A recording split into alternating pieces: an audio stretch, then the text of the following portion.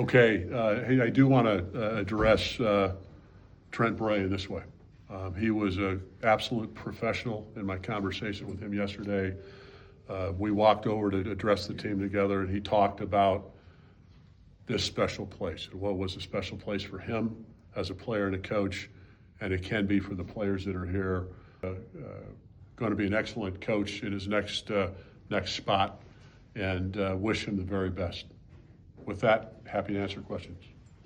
Just what was it about this past week that really made you have to make this decision?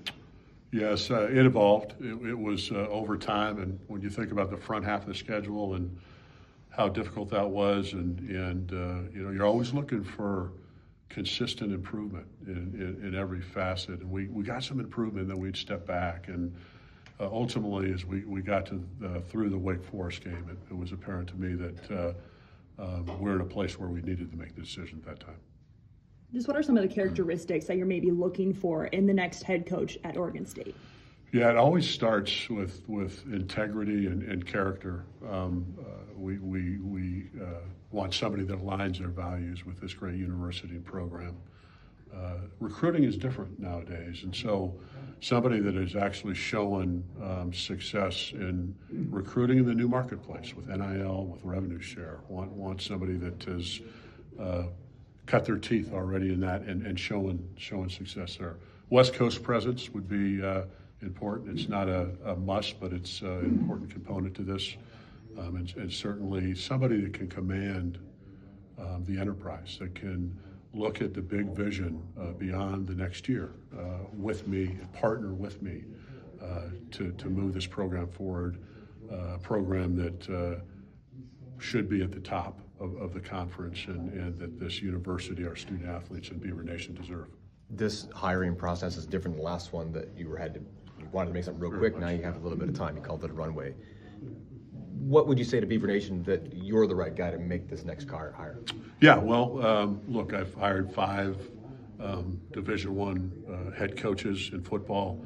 All have gone, the last 4 have all gone on to Power 5 jobs, and I've done this before. So we'll get this right. It is very different. So what makes it different is certainly the runway that we have in front of us, and a clear direction and a vision.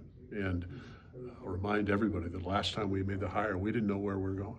Conference-wise, we had no, we hoped, and we put a plan together, but now we have a clear vision of where we're going, and it's exciting to have that opportunity. How much easier does that make maybe a decision to find a head coach where, you know, a couple seasons ago, didn't know what the Pac-12 conference was going to be, and now you have at least a little bit of that stability when trying to recruit a coach, saying we have this now moving forward? Yeah, and I don't think it's a little. I think it's a lot of stability. We've got a great trajectory in front of us. Not only that, as you look back in history here at Oregon State, this will be the first time that we have been on the top of the conference in resources.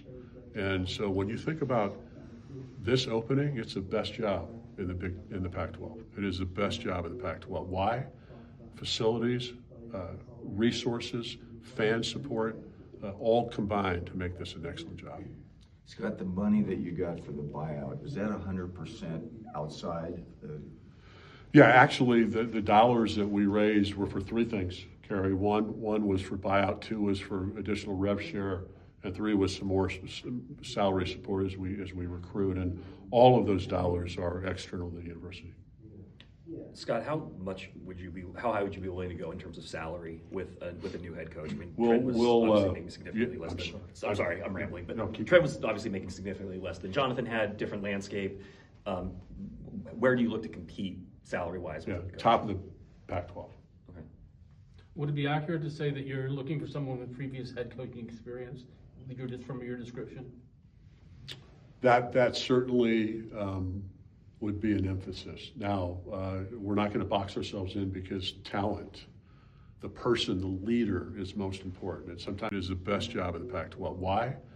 Facilities, resources, fan support, all combined to make this an excellent job. Scott, the money that you got for the buyout, was that 100% outside?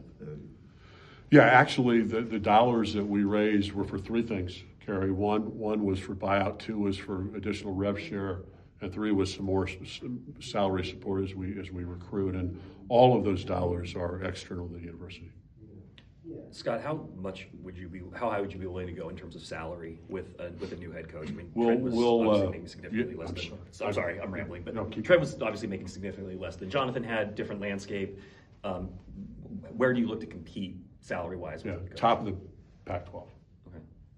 Would it be accurate to say that you're looking for someone with previous head coaching experience, just from your description?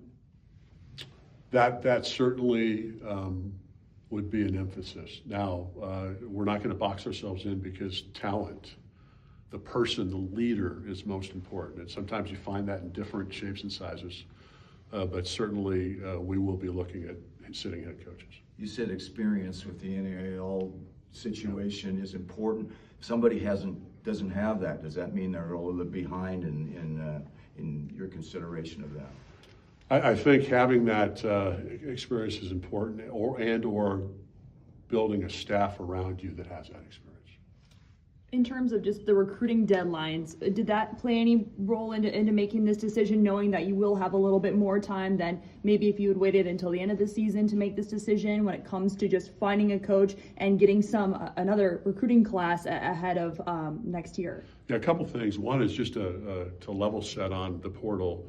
The portal is not open until we name a new head coach, and then there's a 5-day period before that opens, and then 15 days. If we weren't in the hunt for a new coach, it'd be January 2nd. So all that said, we have plenty of time and runway to put our wheels in motion, our plan in place, and I'm really excited about that opportunity. You guys waited until after the App State game, week 6, to make any staff changes. In retrospect, given the way this has gone, should something have been done sooner? You know, the business of college football is really impatient. And as I think about where we're going, there's a couple things. One is that I've always empowered the head coach to make those decisions. And rarely have I had to step in to help move that forward, and in this case, I did. That ultimately speaks to wanting somebody that has the leadership capacity to make some of those decisions. I think the ultimate decision, the timing is good. You see decisions that are made 2 weeks in. Let's remember, this is a first-year head coach, second-year head coach, who is halfway through the season in the second year. And so I felt like we were methodical and disciplined in evaluating the process, and ultimately felt like timing was good to do it after the Wake Forest game. Anything else? Thank you, everyone.